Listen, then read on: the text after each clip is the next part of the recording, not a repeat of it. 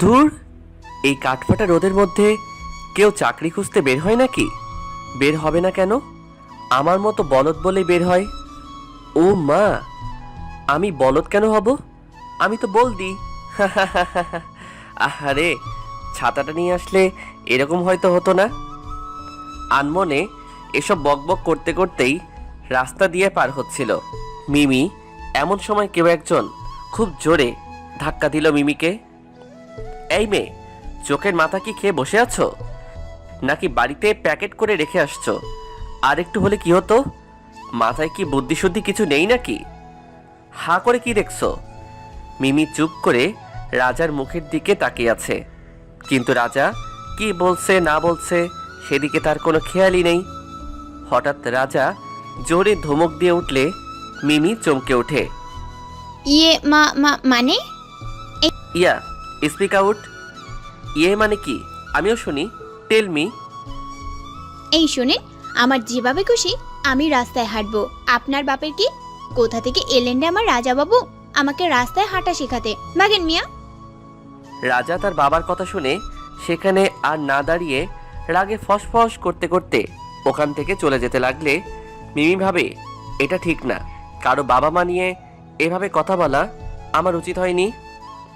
এই যে Raja Babu, I am sorry, বাবাকে টেনে ঠিক করিনি। রাজা কিছু না বলে হাসতে হাসতে চলে যায়, যদিও মিমি তা দেখতে পায় না। মিমি হাঁটতে হাঁটতে চৌধুরী মেডিকেল কলেজ হাসপাতালের সামনে এসে দাঁড়িয়ে নিজে নিজে আবার বকবক শুরু করে দেয়। কে যে আমাকে নার্সিং পড়ার বুদ্ধি দিয়েছিল তাকে পেলে আস্ত গিলে ফেলতাম। চাকরি কি হাতের মোয়া নাকি? হাল্লা গো, চাকরি না পেলে বিয়ে দিয়ে দেবে আমাকে। একটা চাকরি পাইয়ে দাও। এসব বলতে বলতেই হাসপাতালের ভিতর দিকে যাচ্ছিল, হঠাৎ একজন মধ্যবয়স্ক মহিলার সাথে জোরে ধাক্কা লাগে। মহিলা পড়তে যাওয়ার আগেই মিমি তাকে ধরে নেয়। এতে তার হাতে দেওয়ালে ঘষা লেগে অনেকটা অংশ ছিলে যায়। তুমি ঠিক আছো তো মা? তোমার কোথাও লাগেনি তো? মহিলার কথা শুনে মিমি অনেকটা অবাক হয়। অন্য কেউ এতক্ষণ হলে ওকে রামধলাই করে ছাড়তো। কি, তোমার হাত দিয়ে তো রক্ত ঝরছে, চলো আমার সাথে। মহিলা মিমির হাত ধরে টেনে একটা ক্যাবিনে নিয়ে বসিয়ে দিল। সামনেই কেউ একজন উল্টো দিকে মুখ ঘুরিয়ে চেয়ারে বসে কি যেন পড়েই চলেছে। রাজা, নার্সকে ডাক তাড়াতাড়ি। মিমির মনে রাজা নামটা শোনা মাত্রই নাড়া দিয়ে যায়, কারণ এটা তার প্রিয় নাম। আর আজ আসার সময়ের সেই রাজা বাবুর কথাটাও মনে পড়ছে। কার কি হলো? যেই না চেয়ার ঘুরিয়ে তাকালো, মিমি অমনি মহিলাকে জড়িয়ে ধরে মুখ লুকালো। রাজা স্বাভাবিকভাবেই থাকলো, আর মনে মনে ভাবলো, পেয়েছি তোমাকে চান্দু, দাঁড়াও দেখাচ্ছি মজা। আরে ডাক কাউকে, ওর হাত থেকে রক্ত ঝরছে। ঝরতে দাও মা, এসব শয়তানি রক্ত ঝরে গেলে যদি ও মানুষ হয় তাহলে তো ভালোই। রাজার মা কিছু বলতে যাবে তার আগে মিমি রাজার সামনে থেকে একটা নোটবুক নিয়ে ওর গায়ে ছুঁড়ে মারতে চায়। রাজা, তুই ওকে চিনিস? নো মম, যাকে তাকে চিনার কোনো ইচ্ছা নেই বা সময় কোনোটাই নেই আমার। ও, তার মানে এটা আপনার ছেলে? হঠাৎ কেউ পিছন থেকে হাতটা শক্ত করে টেনে ধরলো। কে রে? পিছনে ঘুরে দেখে একটা বোরকা পরা মেয়ে, শুধু মুখ দেখা যাচ্ছে, বাকি সব হাতে পায়ে মোজা পরা। কে তুমি? আমি মানুষ, মানুষ মনে হয় না? আমি কখন সেটা বললাম? তোমাকে ভিতরে ডাকছে, চলো। না, যাব না। বড় লোক বলে কি যা খুশি করবে নাকি? মেয়েটি মিমির কথায় পাত্তা না দিয়ে টেনে কেবিনে নিয়ে চলে গেল। এই যে নিয়ে এসেছি পিচ্চিকে। মিমি মেয়েটির মুখে পিচ্চি শুনে রেগে ওর দিকে তাকায়। এই মেয়ে, তোমাকে যেতে বলেছি আমি। কেন? আপনি বলার কে? আমার ইচ্ছে হয়েছে, চলে গেছি। মানু, মেডিসিন বক্সটা নিয়ে আয় তো। ওকে। রাজা নিজের হাতে মিমির হাতে ওষুধ লাগিয়ে ব্যান্ডেজ করে দিল। রাজার মা শুধু চেয়ে থেকে দেখছে। আপনাদের মা ছেলের জন্য আমার চাকরি খোঁজা ভেস্তে গেল। রাজা কিছু না বলে রেগে গিয়ে ওর মায়ের দিকে তাকালে মা তাকে ইশারায় শান্ত হতে বলে। তোমার হাতে ওগুলো কি মা? Nursing certificate. দেখি দাও। কাগজগুলো দেখে তিনি রাজাকে বলে, আমাদের হসপিটালে তো নার্স লাগবে, ওকে রেখে দে। রাজা মায়ের কথার উপর একটা কথাও কোনোদিন বলেনি, তাই এই কথাটাও ফেলতে পারল না। আর মনে মনে ওকে জ্বালানোর বদবুদ্ধি তো মাথায় ঘুরপাক খাচ্ছেই। ওকে ডান, কাল থেকে চলে এসো। আমি শুধুমাত্র মমের জন্য তোমাকে জবটা দিতে বাধ্য হলাম। নিয়ম কানুন না মানলে, অসভ্যতামি করলে আমার পানিশমেন্ট যা হবে মাথা পেতে নিতে হবে। এই বলেই মিমির দিকে একটা কাগজ দিয়ে বলে, signature and fill up this paper. কাগজটা হাতে নিয়েই মিমির চোখ মাথায় ওঠে। এটা কি? এটা কি? Agreement paper. কিসের এগ্রিমেন্ট? আজ থেকে আমার এখানে ডিউটি করাকালীন সময় আমার সমস্ত কথা আপনাকে মেনে চলতে হবে।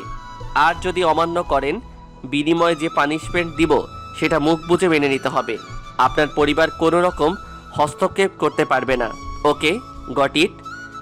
মিমি কোনো উপায় না পেয়ে রাজার কথা মেনে নেয়, কারণ তার পরিবারের যে অবস্থা, এখন তার চাকরিটা খুবই দরকার।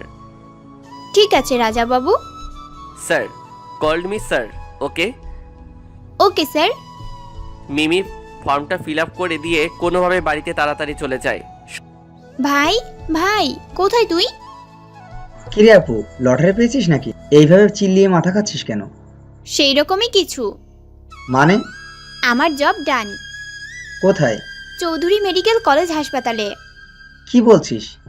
সে তো হেভি বড় হসপিটাল, আর শুনেছি দেশের বড় বড় ডাক্তাররাও নাকি ওখান থেকে বের হয়। তাই নাকি? জানতাম না তো। তুই আবার মন খারাপ করছিস? আমি চেষ্টা করছি তো, ঠিক একটা ভালো জব খুঁজে পাবো, তাড়াতাড়ি দেখে নিস। থাক, পড়ায় মন দেন। আপনার জব খুঁজতে হবে না, পাগল একটা।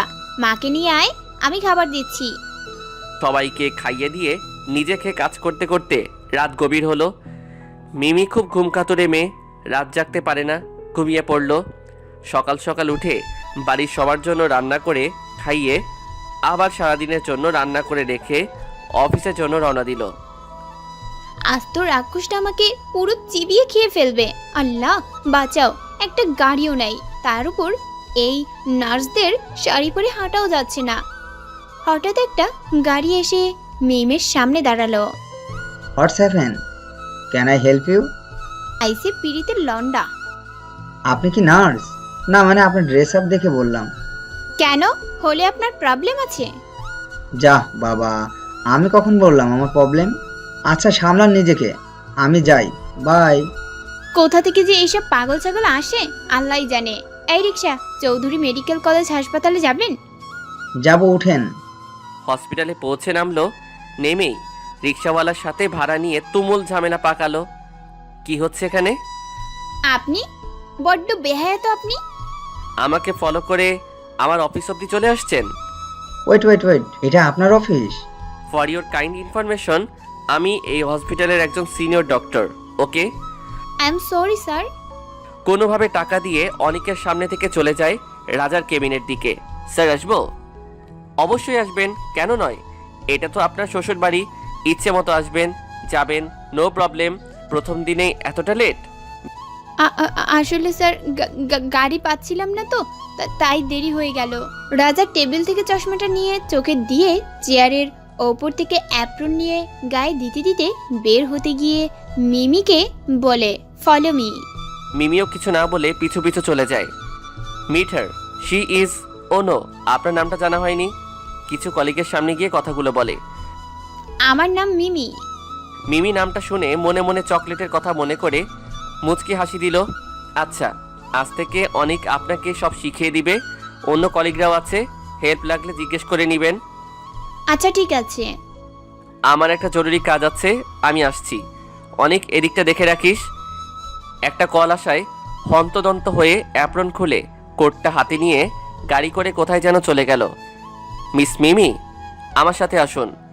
আমার কাজ কি স্যার? এই ধরুন আমার মতো হতদরিদ্র মানুষের সেবা করা।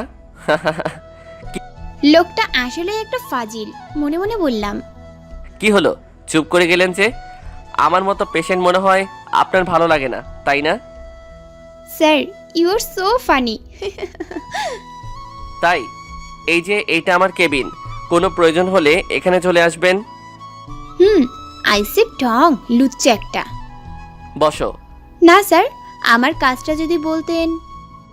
তোমার কাজ? আমাদের হসপিটালে একটা মানসিক ভারসাম্যহীন ছেলে আছে। ও এমনি সব কথা ভালোই বোঝে, কিন্তু কেউ ওকে সামলাতে পারে না। কোনো মেয়ে ওর সামনে গেলেই ও খুব রিয়াক্ট করে। আমি চাই তুমি একবার ট্রাই করে দেখো। হারামি বেড়া, আমারে মারণের ধান্দা করছে। শেষমেশ পাগলের সেবা ভাবা যায় এগুলা? বলছিলাম কি, আমাকে যদি মারে? আমি আছি তো, চলো দেখি কি হয়।